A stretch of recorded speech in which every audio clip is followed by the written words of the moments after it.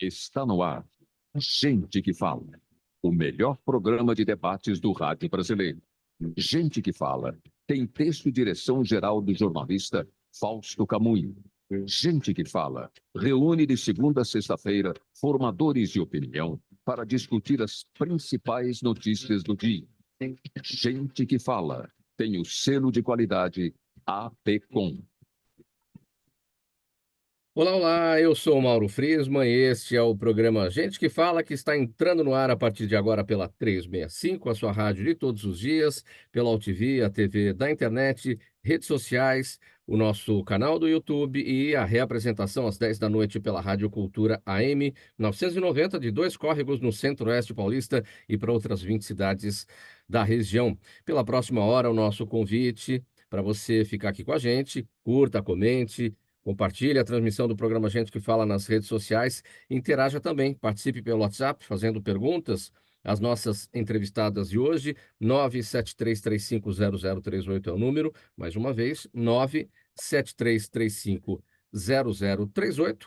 Programa Gente que Fala, edição de terça-feira. E vamos conhecer agora, então, as nossas convidadas de hoje, que vão analisar os temas por aqui propostos no nosso roteiro, na nossa pauta de hoje. Verônica Machado com a gente, ela é empreendedora, ativista social, facilitadora de grupos de empreendedorismo, educação financeira, consteladora familiar e relações institucionais da ONG Mensageiros da Esperança.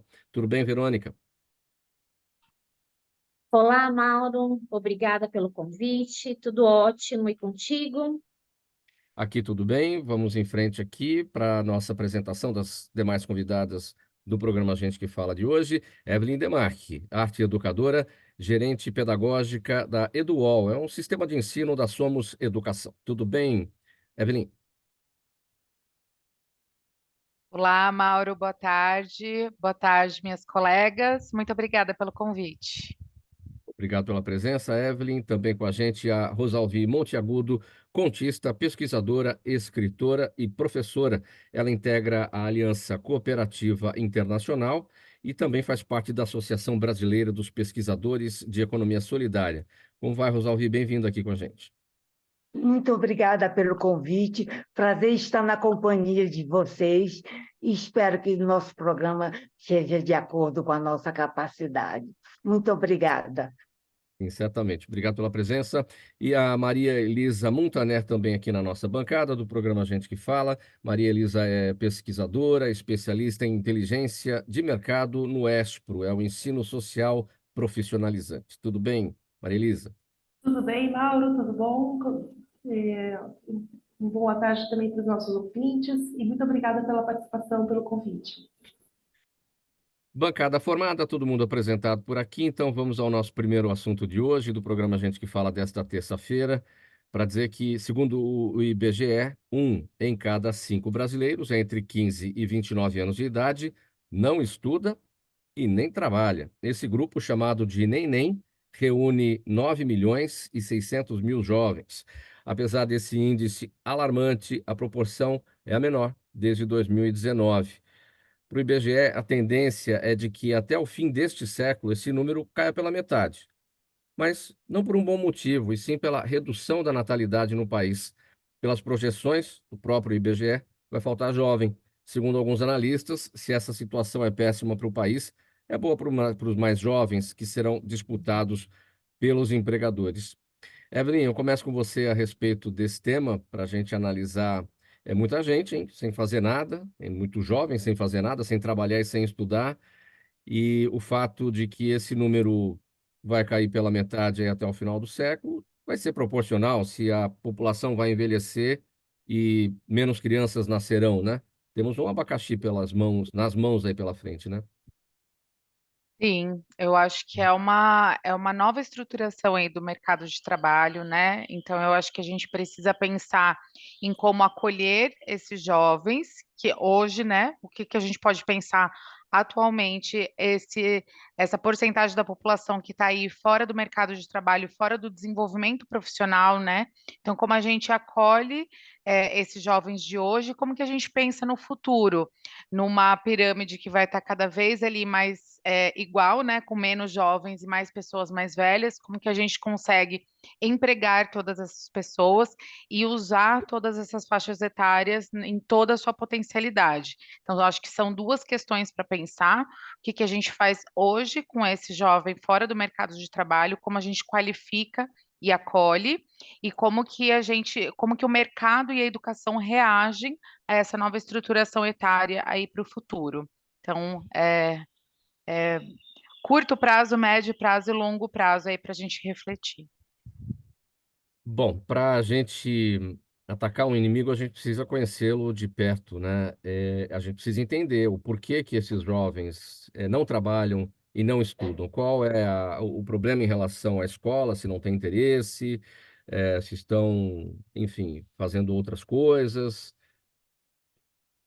Sim, com certeza. Precisa avaliar hoje, né? A gente precisaria entrar mais a fundo nessa pesquisa e avaliar qual é a relação desse jovem hoje, né? Será que ele não está se profissionalizando? Será que ele está trabalhando, mas não formalmente? E daí a gente não consegue aí captar exatamente o que ele está fazendo para a gente conseguir desenvolver um plano de ação mais para frente.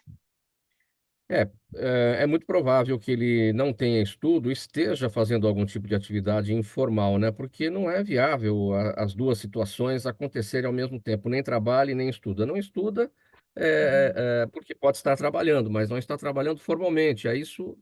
Esse trabalhador Fica não muito aparece, Fica né? muito difícil de mapear, exatamente. A gente não consegue entender ali da onde está vindo essa receita da família se a gente não tem como mapear o trabalho formal, né? O trabalho informal. Sim. Maria Elisa, o seu entendimento sobre esse nosso primeiro assunto: 9.600.000 jovens entre 15 e 29 anos de idade, os chamados nem, e é um em cada 5 brasileiros, ou seja, 20%, praticamente 20% desse total. Como é que você entende esta questão? Nós entendemos primeiro como não como nem, porque parece que a culpa está no jovem, né? Na verdade, a questão é que existem faltas de oportunidades de emprego e faltas de oportunidades de estudo. E isso leva esse jovem a essa condição. Quando a gente olha os recortes do IBGE e os nossos próprios recortes internos de pesquisa, a gente percebe que isso tem raça, tem classe social e tem a idade dos 14 aos 24 anos. Então, a gente tem um problema de evasão escolar. A maior parte dos meninos acabam saindo da escola por falta de interesse, porque a escola não se torna um lugar interessante para ele, e também porque ele tem que contribuir com a renda familiar, e ele acaba indo para empregos informais e ele acaba impossibilitando o continuar com seus estudos. E já as meninas, é muito comum elas largarem os estudos por cuidado, seja ou porque elas engravidaram, ou porque elas estão cuidando de alguém na casa, ou dos irmãos menores, ou de um avô, uma avó. Então, é uma economia do cuidado que também não está sendo contabilizada como um trabalho, e deveria ser remunerado por isso. E a gente tem esse número que eu acho alarmante, né? A gente tem um problema para hoje, e esses 10 milhões vão continuar fora do mercado de trabalho por muito tempo. Eles vão se tornar adultos e cada vez mais com cargos informais ou precarizados, né? E por que a escola não está interessante a ponto dos jovens não se interessarem por isso e partirem para outras situações, por exemplo, para o trabalho informal, para trazer renda para casa? Eu digo que ela não está interessante porque às vezes o jovem ele tem uma defasagem e ele não consegue mais acompanhar, e ele acaba meio que desistindo, né? E também porque precisa de política pública para manter esse jovem no mercado de trabalho, né? Então a gente trabalha com a lei da aprendizagem, então não sei se todo mundo conhece, que é uma política pública que garante o combate à evasão escolar. Então quando a gente percebe que o jovem está trabalhando num trabalho regulamentado, CLT, com condições de trabalho que contribuem para o estudo, né, que não compete com o estudo, a gente percebe um avanço muito grande desse jovem, né? Quando a gente olha os nossos dados de tanto de empregabilidade como estudo, após o programa de aprendizagem, a gente tem 70%, 80% dos jovens estudando e trabalhando. Então, é mais uma questão de política pública, de organização da sociedade civil, da organização das escolas, para a gente conseguir reter esse jovem e mostrar que quanto mais ele estudar, melhor será o futuro dele, no mercado de trabalho. Verônica, a sua análise sobre esse nosso primeiro tema, esses números do IBGE, 9.600.000 jovens sem estudar e sem trabalhar no Brasil, 20% dessa força. Ouvindo as meninas falarem, né, acho que a gente vai costurando, que isso é uma grande colcha de retalho, Mauro. Eu também acompanho jovens há muitos anos e a gente também tem aqui internamente o recorte, a gente fala como as meninas falaram, esse processo da juventude tem raça e tem cor, porque a gente está entendendo que esses jovens que não estão aí no mercado de trabalho, eles vêm das periferias, eles são, na grande maioria, pardos e pretos, né? São jovens negros, e a gente percebe que na educação, e eu como educadora, acho que a educação é o que salva mesmo o planeta, a gente precisa de uma atualização no ensino urgente, porque a gente está falando de uma escola do século XIX, que passou pelo século XX, mas nós estamos no século XXI, com o avanço em tecnologia, e falando que nas periferias tem lugar que nem todo mundo é digitalizado. Então, a gente tem analfabetos digitais, analfabetos funcionais, e isso dificulta a qualificação. A gente tem uma diminuição nas oportunidades, e um ponto que, para a gente aqui na Mensageiros é extremamente importante, que é a soft skill.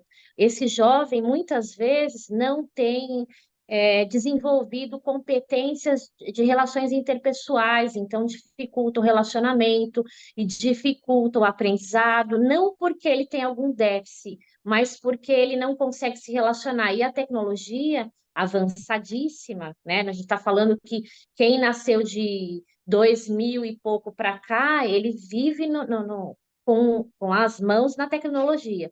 A gente está falando também que eles têm muita informação rápida, só que não sabe digerir essa informação, eles não conseguem avaliar. Haja visto, a gente atende juventude, que eles às vezes não conseguem usar bem um Google Maps para se locomover pela cidade de São Paulo. Então, é um conjunto de processos que precisam ser adequados, mas visto com lupa para quem está na periferia, por exemplo, que não tem condição, às vezes, de ter na escola o olhar que ele precisa ter, porque eles estão em níveis de aprendizado diferentes. E a escola não consegue acompanhar. Como que você dá um nível similar com 40, 50 alunos em sala de aula? Isso não é humanamente possível, né? Então, a gente olha e entende que precisa adequar a educação com políticas públicas com mudanças, né? Colocar um pouco mais de tecnologia e inovação e trabalhar soft skill. As competências emocionais são as soft skills que o mercado fala hoje em dia. Essa dificuldade nessas competências do relacionamento, né, interpessoal, isso começa em casa, né? Porque é um problema já de relacionamento com a própria família, com os pais, né? Sim, eu acompanho a juventude e, no paralelo, eu trabalho com o social, né? Então, o que nós vemos muito? Os padrões se repetindo. Uma família que estava numa situação em vulnerabilidade extrema ou em pobreza, essa menina engravida muito cedo e ela se torna mãe muito cedo, então a gente está vendo adolescentes de 15, 16 anos com mães de 30 e poucos anos, mas que também não tiveram uma estrutura. Então, é um padrão que se repete há muito tempo e que isso causa dano porque não tem uma musculatura embaixo, né? Não tem alguns processos importantes familiar para dar uma estrutura para essa juventude e mostrar alguns valores, alguns direcionamentos, algumas diretrizes.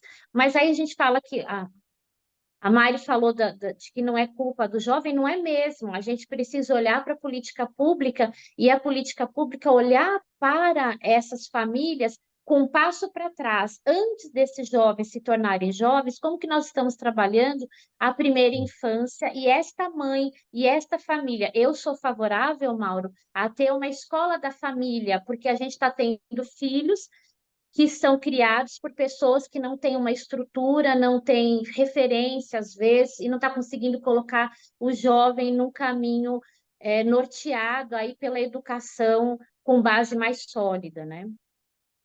Rosalvi, sua análise sobre esse nosso primeiro tema. As jovens, neném, é um grande problema nacional. Infelizmente, não estamos com estrutura para resolver no momento, mas eu sugiro e acho oportuno, o cooperativismo pode colaborar com isso. Ele é muito humano, tem uma preocupação socioeconômica muito grande e um dos fatores principais é a educação. E a educação cooperativa desenvolve a solidariedade, a cooperação, valores honestos, valores humanos que desenvolverão esses jovens e criarão despertarão para uma nova vida. É isso que eu espero do cooperativismo e tenho como sugestões as novas regras que eu criei da revisão dos princípios cooperativistas, em que criamos uma empresa que pretende atingir diretamente a esses jovens, gerando trabalho com educação. Essa é a nossa proposta. Sim. Já mais adiante, Rosalvi, a gente detalha mais a questão dessas propostas, dessas regras do cooperativismo. Vamos seguir Isso. aqui com mais um tema aqui no programa Gente que Fala, edição de terça-feira, pela 365, sua rádio de todos os dias, All TV, TV da internet, redes sociais, Instagram, Facebook, o nosso canal no YouTube e a reapresentação a partir das 10 da noite pela Rádio Cultura AM 990 de Dois Córregos, no Centro-Oeste Paulista. Vamos falar sobre o seguinte, Verônica.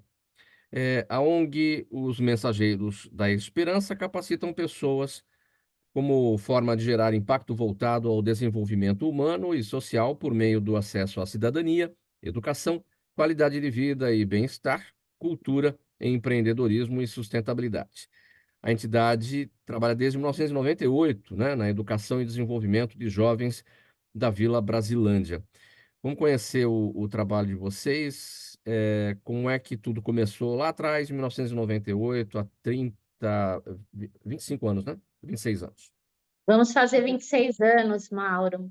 Bom, tudo começou com esse tema, juventude, né? Eu tive um irmão assassinado de 14 anos por um garoto de 14. Então, isso fez com que eu olhasse para esse universo da juventude e da extrema pobreza com curiosidade. Primeiro ponto foi eu entender como que funcionavam as comunidades, né? Eu nasci na freguesia do Ó, moro na Brasilândia, mas não numa comunidade. Então, eu quis entender o que acontecia com essa juventude que tinha tanto acesso à violência, à arma, e nisso nasceu a Mensageiros, com um grupo de amigos, e o que a gente pensou que seria um processo curto, se transformou num trabalho que vem aí desenvolvendo pessoas. Hoje, a nossa missão é capacitar e desenvolver pessoas em vulnerabilidade para o desenvolvimento econômico e psicossocial. Essa é a nossa missão e a gente vem trabalhando ao longo desses anos, formando em algumas áreas que a gente entende que nas periferias tem grande acesso, como a gastronomia, a sustentabilidade, desenvolvendo esse jovem para o mercado de trabalho. Fico muito feliz que aqui na nossa banca tem a Espro, que é uma parceira, um dos nossos conselheiros, para a gente aprender com quem sabe bem o que é juventude. A gente chamou o Alessandro Saad para ser nosso conselheiro, e a Mensageiros trata dessa temática pensando o que fazer para desenvolver economicamente as pessoas, mas com 4 valores, Maura. A gente trabalha o valor amor, esperança, resiliência e gratidão dentro do nosso atendimento. Como que nós podemos fazer com que as pessoas se desenvolvam sem perder essa base amorosa, sem perder a esperança no futuro, sem ter que se preocupar sempre com as quedas, porque queda sempre vai haver, a gente vai sempre tropeçar no meio do caminho. Então, a Mensageiros hoje consegue atender de 5.000 a 7.000 pessoas por ano. Nós não estamos apenas na Brasilândia, nós já estamos atendendo outras comunidades. Estamos atendendo também a Zona Norte de Osasco, estamos gerenciando lá um prédio de qualificação do Fundo Social, né, onde a gente consegue trazer a nossa realidade educacional também nas periferias, e a gente ampliou nosso atendimento não apenas para jovens, mas também para mulheres, por entender que o desenvolvimento econômico é fundamental para a mudança do cenário periférico que nós temos nos grandes centros, principalmente. A Brasilândia é um dos locais mais precários, né, que tem um baixo índice educacional, que tem muita pobreza, muita violência e, pior, violência contra a juventude. É um dos lugares com ranking pior de mortalidade juvenil, e essa mortalidade feita por assassinatos mesmo, e também de feminicídio. Então, o nosso trabalho é muito focado nessa temática, por entender que a gente pode construir soluções.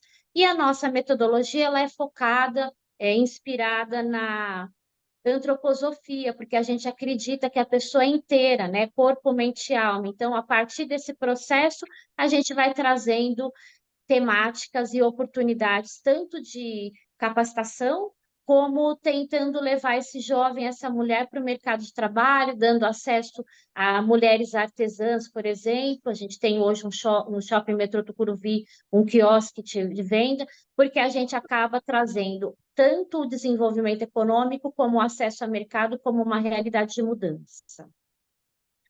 Um dos caminhos para o desenvolvimento econômico, Verônica, é o empreendedorismo. O Brasil tem muito a crescer nessa área e é um dos focos dos Mensageiros da Esperança, né?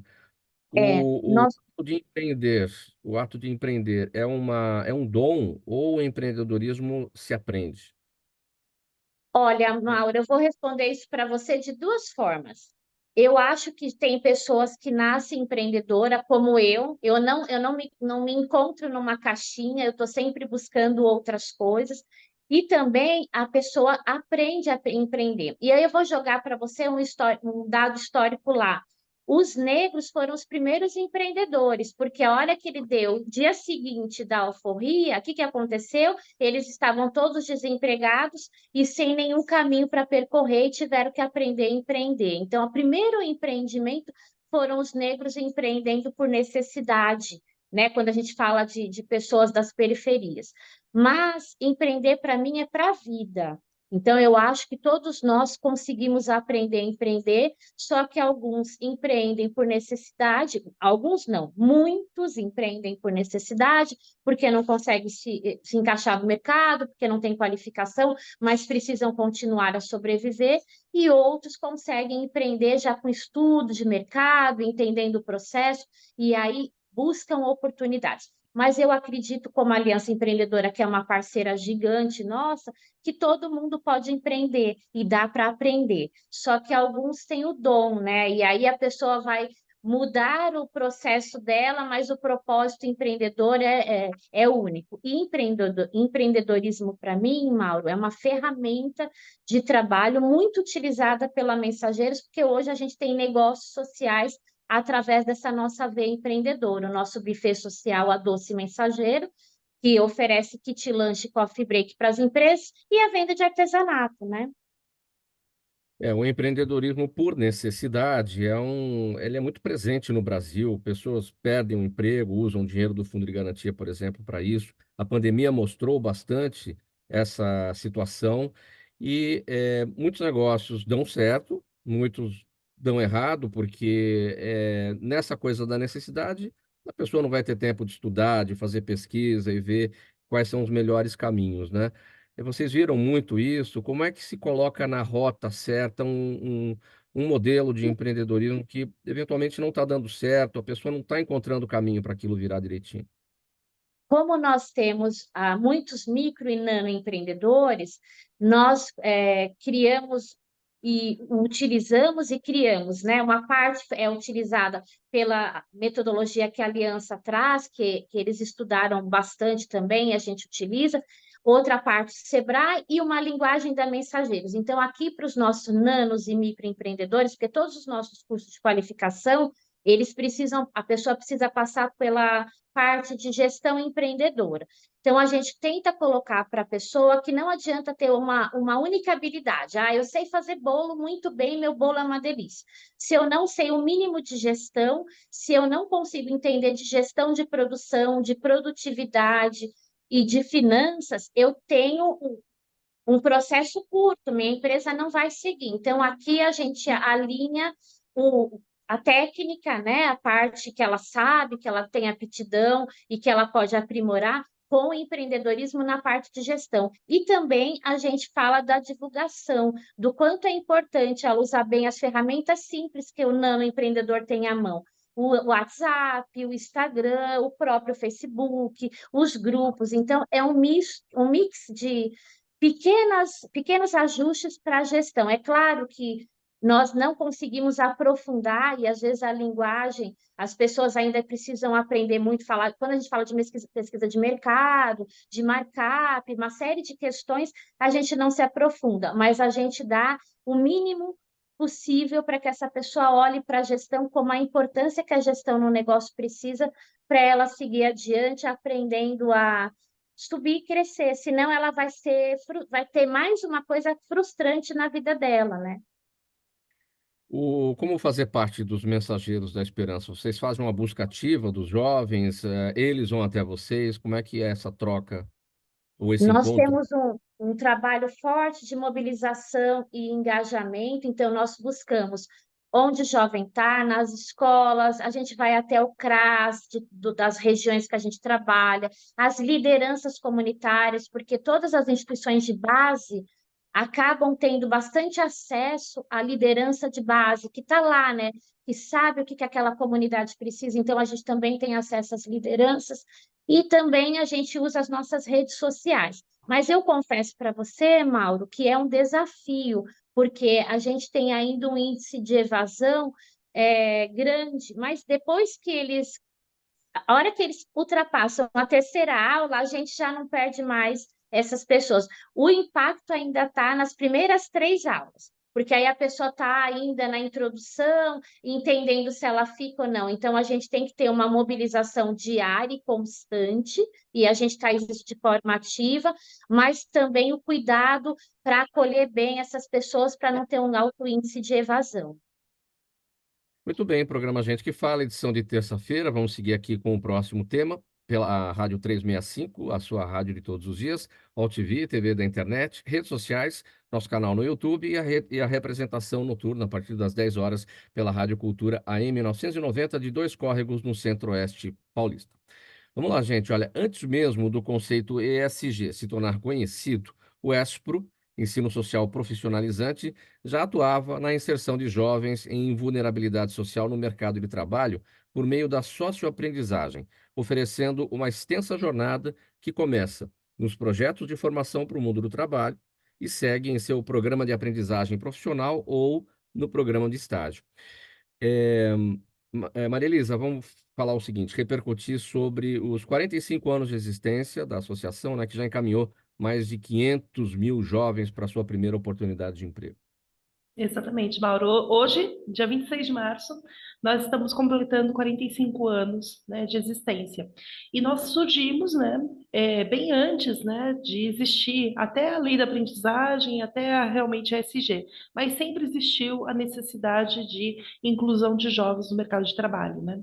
Então, o ESPRO é como milhões de organizações que tem no Brasil, né, como Mensageiros, que a Verônica citou agora, elas fazem um trabalho muito bonito, que é trazer para o jovem a possibilidade de ter um sonho, de seguir um outro caminho.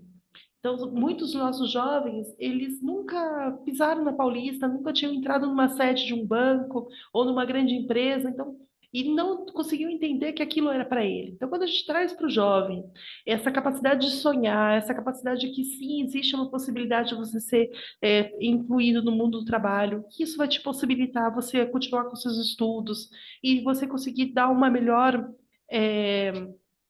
condição social para sua família, a gente tem, tanto que a maior propaganda é o boca a boca do jovem, né? Sempre vai ter um tio, um irmão, um primo, um vizinho que recomenda para o jovem, principalmente os jovens periféricos, que existe o ESPRO, que existem várias organizações e que eles podem acessar.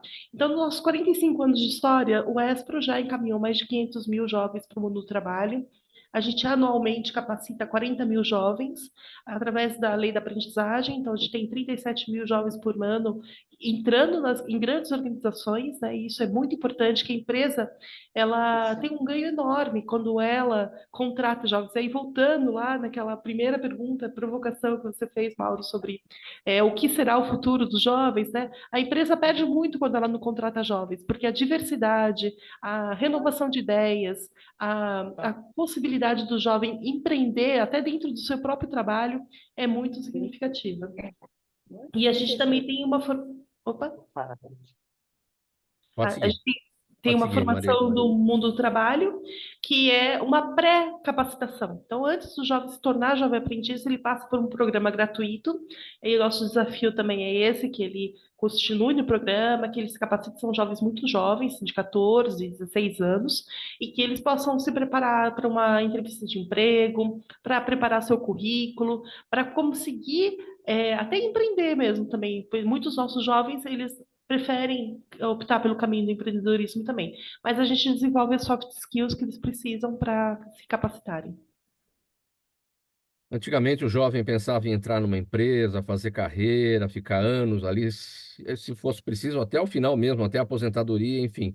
Hoje já não é mais assim, né? E, de qualquer maneira, como é que o jovem ele pensa o próprio mercado, o que que ele quer fazer, as áreas que ele tem interesse mais?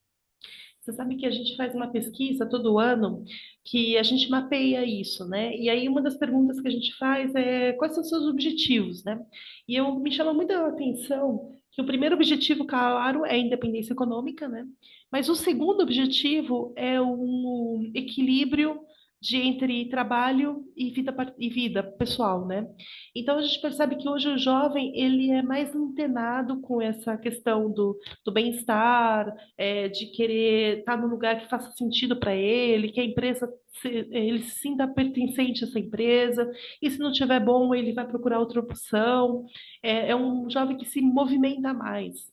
E para ele é muito natural ele estar numa empresa e começar a empreender, ou começar uma startup com outros jovens, né? Então, assim, é um jovem que está mais conectado com as tecnologias e consegue vivenciar a potencialidade do trabalho de uma forma diferente do que a nossa de anos atrás, que a gente tinha essa visão de carreira.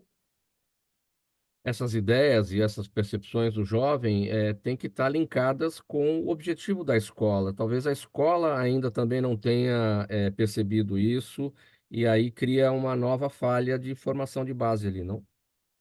Não, com certeza. E é um desafio enorme, né? Porque você imagina o quanto a gente avançou, né, em tecnologias, em percepções, e o quanto a escola avançou, né? A gente ainda continua, como a Verônica falou, naquela estrutura do século XIX, né? O professor, a cadeira, um atrás do outro, né?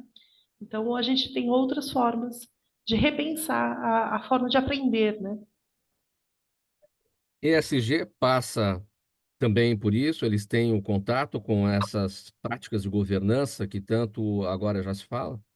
Sim, todos os nossos jovens trabalham no mercado de trabalho, então é uma sigla que hoje no mundo corporativo se fala muito, né? As boas práticas de, é, de gestão, né?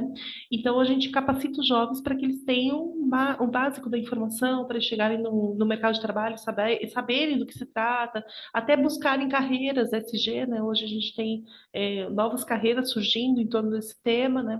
Então a gente capacita, até a semana passada a gente teve um treinamento na Brasilândia sobre esse tema, e aí os jovens conseguem participar também das decisões, das conversas nas empresas.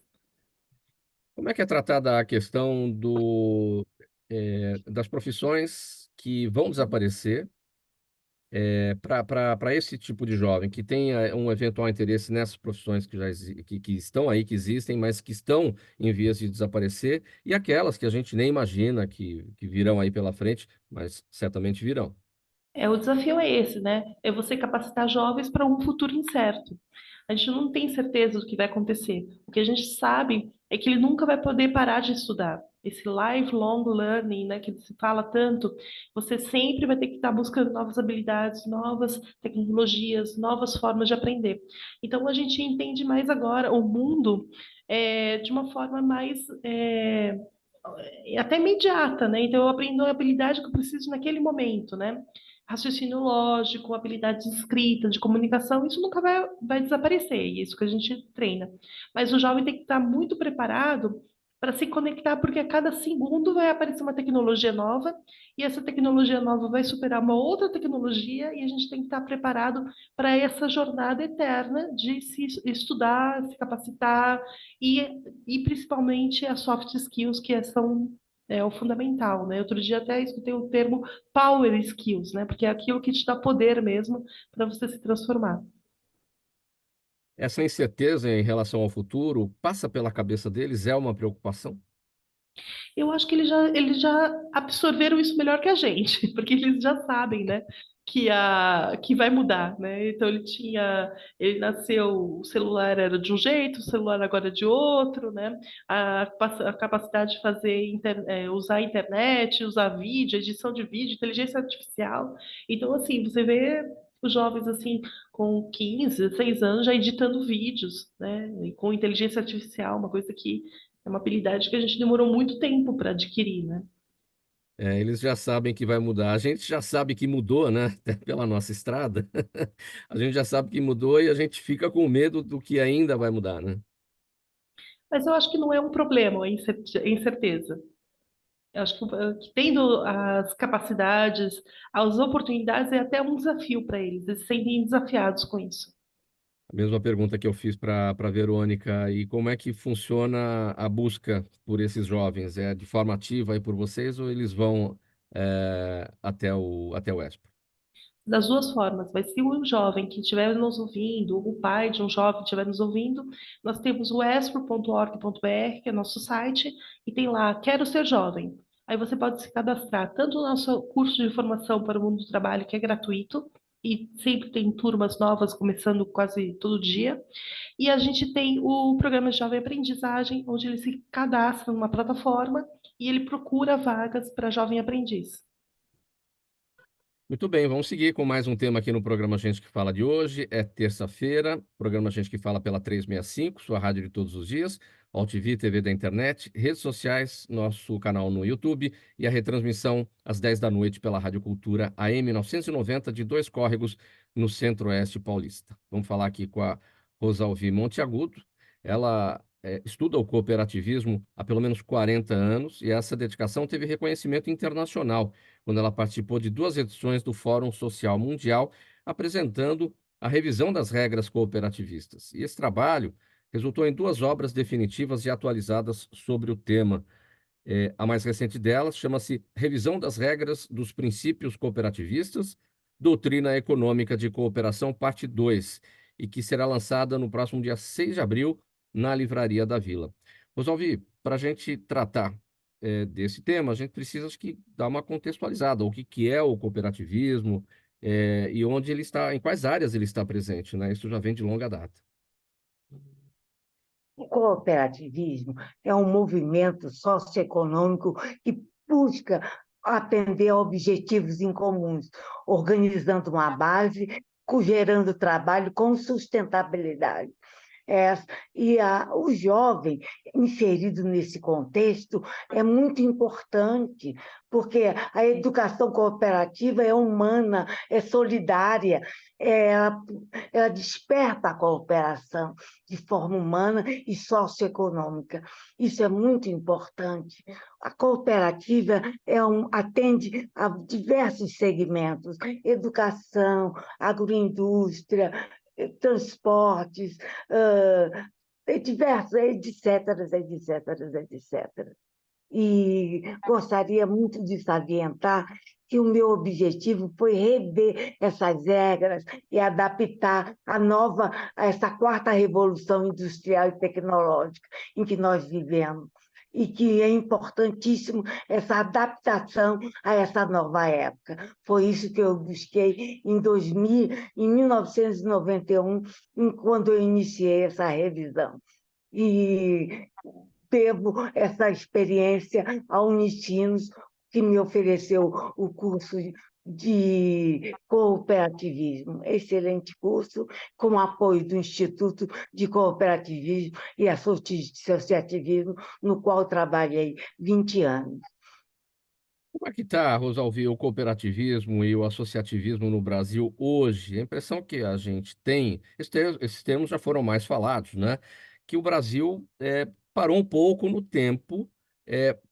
E por quê? Se isso aconteceu, por quê? A gente está na quarta revolução tecnológica, estamos aí no mundo digital, né? Do tempo da inteligência artificial. As regras do cooperativismo estão paradas lá no tempo da primeira revolução, da segunda revolução? E daí a necessidade dessa revisão? A meu ver, estão. É necessária essa revisão, é indispensável para o desenvolvimento do cooperativismo, de uma maneira humana e prática, de uma maneira em que o software será colaborativo com o homem, de uma forma que a evolução venha rapidamente entre eles. E a cooperação intercooperativa é indispensável para o desenvolvimento do cooperativismo.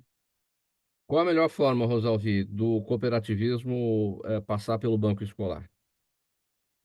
A melhor forma é realmente formando uma empresa cooperativa, uma empresa que é o que eu sugiro, uma nova visão de empresa via software, em que no momento estou desenvolvendo com Henrique Leme, que é desenvolvedor de software, e Leonardo Marrocos, que é um contador, em que nós, todos formados pela USP, em que eles vão desenvolver de uma maneira prática, de uma maneira que o jovem entenda a contabilidade, o desenvolvimento, a necessidade de mudança, a educação, a informação, o treinamento, suportes que o cooperativismo dá brilhantemente.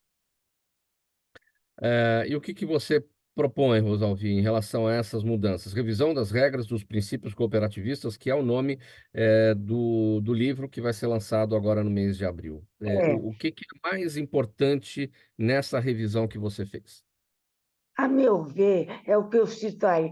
No momento, o mais importante é uma sugestão que eu dei para a regra do gestão democrática do cooperativismo, em que nós faríamos um levantamento das necessidades, interesses, reivindicações da base, botaríamos em estatística em que a ação de concentração, estou sendo clara, que a ação de concentração concentraria as prioridades. E a ação de dispersão, como o nome diz, dispersaria e organizar-se-ia o capital particular das empresas.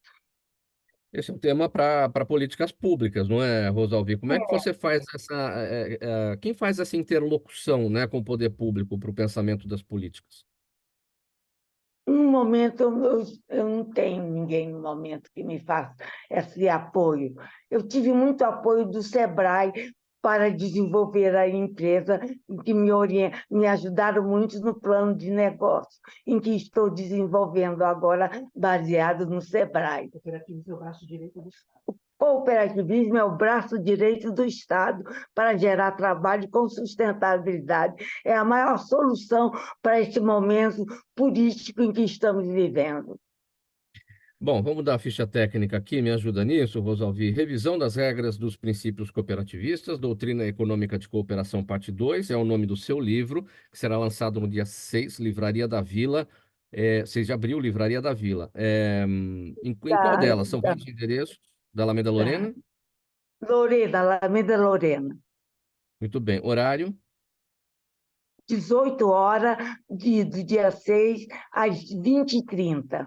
Será um prazer muito grande recebê-los. Então, Rosalvi Monteagudo, lançando o livro Revisão das Regras dos Princípios Cooperativistas, dia 6 de abril, Livraria da Vila da Alameda Lorena, às 20h30 da noite. Vamos seguir então para o próximo assunto, agora com a Evelyn Demarque. Programa Gente que Fala no Ar, pela 365, sua rádio de todos os dias, All TV, TV da internet, redes sociais, nosso canal no YouTube e reapresentação às 10 da noite pela Rádio Cultura AM 990, de Dois Córregos, no Centro-Oeste Paulista. Olha, gente, hoje é 26 de março, né? Mas o Unicef instituiu o 21 de março como o Dia Mundial da Infância. A data está relacionada à reflexão sobre a defesa dos direitos das crianças, entre os quais o acesso à educação. O desafio é pensar numa educação que atenda às necessidades impostas pelo mundo cada vez mais globalizado. No futuro próximo, quais habilidades deverão ser desenvolvidas para a formação de um cidadão global? Evelyn, a educação bilíngue ensinada desde a infância pode ser uma dessas respostas, né? E quais são as demais, as outras? Sim, Mauro, pode ser.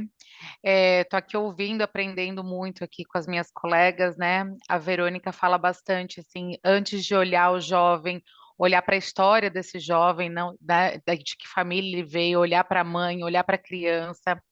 E daí a Maria já vem e fala sobre amor, esperança, resiliência e gratidão. E eu fico pensando, o que não é a escola, senão um espaço que ensina o jovem a esperançar, né? A criança a olhar para o futuro, a fazer planos, a entender objetivos, ter resiliência, como que eu chego aí nesse objetivo.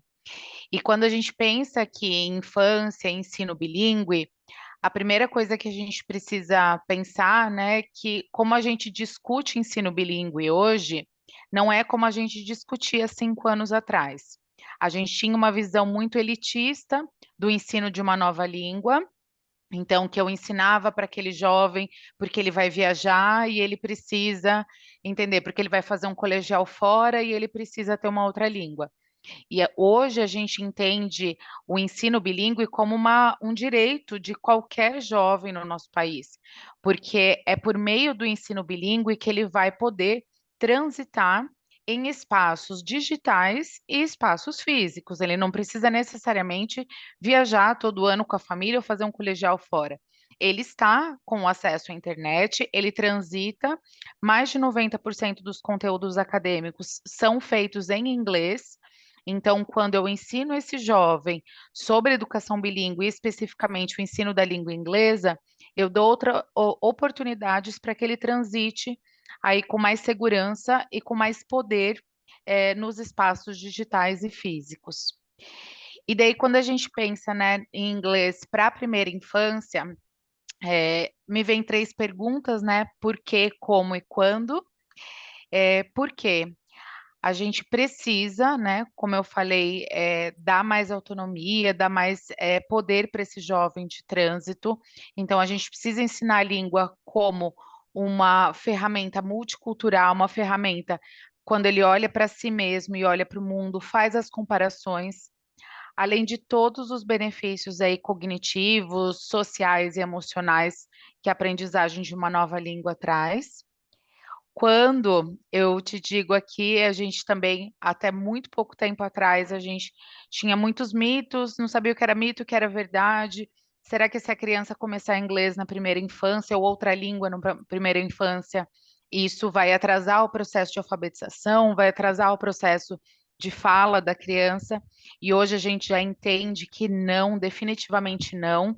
Quanto mais cedo a criança é exposta à nova língua, mais fácil é para ela aprender, ela consegue estabelecer conexões muito mais rapidamente do que nós adultos, porque o cérebro dela ainda está em processo de formação e ela consegue transitar aí pelas linguagens muito mais facilmente do que uma criança mais velha, ali a partir dos 11, 12 anos.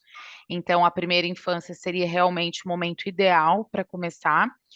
E daí, quando a gente celebra aí esse dia da infância, nada mais justo do que a gente entender que a formação linguística dessa criança também tem que estar inserida nesse dia tão importante. Bom, nesse raciocínio, a gente tira a seguinte conclusão: a criança praticamente tem que ser alfabetizada, né, na sua língua nativa e no idioma principal universal, que é o próprio inglês, né? É isso que acaba acontecendo. Agora, muitas crianças vão ter essa oportunidade nas famílias com pais que tiveram essa oportunidade, que falam um idioma, mas não é a realidade da maioria, né? Quais são os caminhos para essa alfabetização acontecer dessa forma? Porque é o primeiro passo, a gente está falando da formação de um cidadão global, né? Para o mundo inteiro. Sim. É, eu acho que o primeiro grande passo aqui foi a reestruturação da BNCC, que é a Base Nacional Comum Curricular, a partir de 2017, que traz as competências linguísticas e a obrigatoriedade do ensino de inglês a partir do 6º ano. Ainda, infelizmente, não conseguimos trazer a obrigatoriedade para trás, mas já acho que é um primeiro grande passo. É um texto feito com muito cuidado e que traz muita verdade e alinhamento com o que a gente imagina que seja o ensino da língua. Então, eu acho que esse é o grande primeiro passo. A gente tem um país muito grande, muitas realidades diversas, e ter um documento que é a diretriz nacional e que traz a importância, joga a luz aí sobre a questão do bilinguismo, eu já acho que é um grande primeiro passo. O próximo passo é a gente conseguir instituir isso de fato nas escolas, né? A gente já tem um grande movimento das escolas na rede particular e algumas prefeituras, alguns estados aí que saíram à frente para a adoção de sistemas de ensino bilíngues mesmo, então que vão trabalhar desde a primeira infância e que, acima de tudo, coloca o jovem como protagonista do aprendizado dele. Então, a gente vem de uma educação muito tradicional, ali com as fileiras, e a gente não dá oportunidade de protagonismo para o aluno. Quando a gente fala de língua, que é uma habilidade, eu não tenho como ensinar a criança, assim como eu não tenho como ensiná-la a nadar, a tocar um instrumento musical só vendo o professor fazer isso, ela tem que também falar e ter experiências nessa segunda língua. Então, daí também é o próximo passo a gente entender como tornar esse jovem mais ativo e mais protagonista dentro da sala de aula. Olha só, Evelyn, nessa sua resposta, você salientou aqui pontos importantes para uma pergunta que vem da Juliana Rocha. Ela está no Instagram acompanhando a gente. Obrigado, Juliana. Ela diz assim: de modo geral, a educação bilíngue segue currículo nacional ou é preciso criar uma cultura bilíngue? Você acabou de destacar essa Uhum. resposta para ela. Sim, a Base Nacional traz a obrigatoriedade a partir do 6º ano, então fundamental anos finais. E escolas já que adotam um sistema de ensino bilíngue, podem começar desde o ensino infantil. Tem escolas bilíngues até para bebês. Isso não é só na rede privada, acontece mais na rede privada ainda, mas existem vários estados que saíram na frente aí com a importância do ensino de inglês na primeira infância. Muito se fala, a gente já tratou também hoje no programa sobre as competências emocionais, as soft skills, né? Quem tem dificuldade com essas competências emocionais tem dificuldade para o aprendizado de um idioma? Eu acho que uma coisa vai ajudando a outra, né, Mauro? Eu acho que está ali inserido num processo de aprendizagem de um outro idioma vai te fazer ter uma visão mais abrangente de mundo, te obriga ali a desenvolver comunicação, resiliência, meta-aprendizagem. Então, todas essas habilidades socioemocionais que estão, inclusive, alinhadas nas nossas diretrizes nacionais, elas estão dentro das aulas de inglês. Então, acho que a habilidade socioemocional vai ajudando no desenvolvimento da língua, mas o desenvolvimento da língua também ajuda aí a termos jovens mais comunicativos, mais corajosos, mais líderes, mais empáticos. E eu acho que é um trabalho de formação integral do indivíduo. Pergunta aqui do Marcelo Mota, ele está no Facebook. Verônica, ele pergunta o seguinte: na opinião dos entrevistados, qual é a maior causa do fenômeno nem-nem? O que leva principalmente os jovens a desistirem do mercado de trabalho? Olha, Mauro, ouvindo também os jovens que a gente tem conversado nos últimos anos, eles não deixam totalmente de estudar, né? E eu acredito que esse processo na nossa cabeça mais fechadinho de que estudo é só na escola, eles entendem que eles conseguem ler artigos, fazer visitas, então tem outros lugares de conhecimento que nós não mapeamos, porque não é para a nossa cultura falar de educação fora do universo escolar. Então, eu acho que a gente tem que repensar o nosso modelo educacional, porque tem muitos jovens aprendendo muitas coisas através da internet, por exemplo, né? Então, a gente precisa olhar para isso. A gente tem a escola como um modelo ultrapassado, muitas vezes, de atratividade. Então, às vezes, a criança mesmo e o jovem chega sem muito interesse, porque é aquela coisa, né? Eu ouvi uma vez do professor José Pacheco falando que a gente não tem que ter escola que mostra a nuca do aluno, né? Cada um atrás do outro, olhando a cabeça, e um professor lá detentor de todo o conhecimento. Não, nós temos muitos saberes, inclusive a criança tem muito saber para troca, então falta essa troca. E a outra coisa, que tem muita gente empreendendo sem ninguém saber. Então, às vezes, ele não abre o MEI, então ele não consegue nem ser o empreendedor formalizado, que a gente chama, e nem está trabalhando no mercado. Então, as pessoas continuam precisando sobreviver, Mauro. Então, eu acho que precisaria de uma análise mais profunda quando a gente fala de nem. Na periferia, por exemplo, ninguém fica sem ter recurso financeiro, mas se ele não é MEI e se ele não trabalha de forma CLT, por exemplo, tem uma empresa aberta, ele não é visto, ele não é reconhecido. Então, eu acho que é mais uma questão de análise do cenário mais aprofundada e mais realista do que a gente enquadrar todos os jovens em nem. É uma visão que a gente tem aqui interna. Ou seja, ele pode não estudar, mas em certa parte ele trabalha informalmente, que ele precisa do sustento, não dá para ser diferente, né? Então ele não está no 0 a 0. Alguma atividade ele está desenvolvendo, embora isso não apareça nas estatísticas.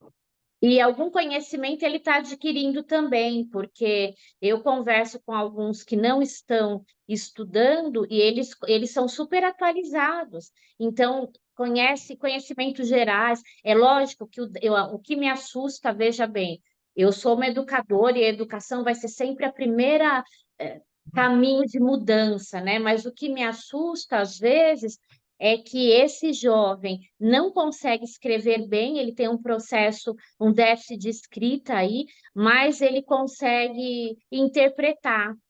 É É.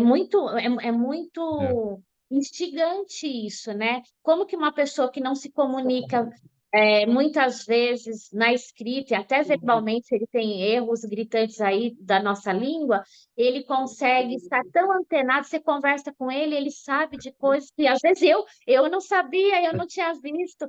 Então, É, é um novo modelo, a gente precisa encarar a inovação como uma Sim. mudança do século, né, Mauro?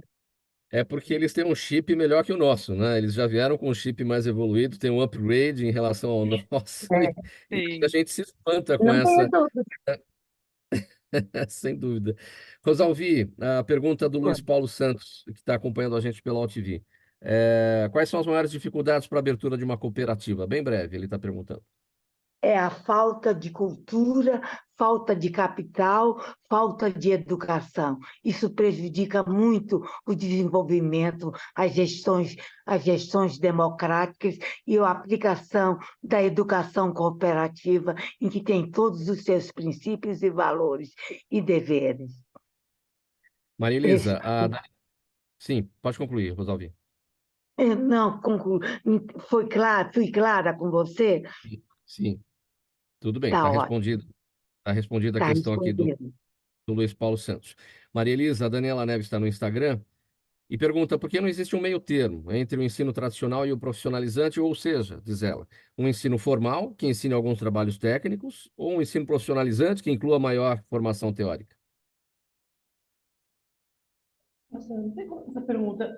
Na verdade, a gente tem o ensino médio técnico, né?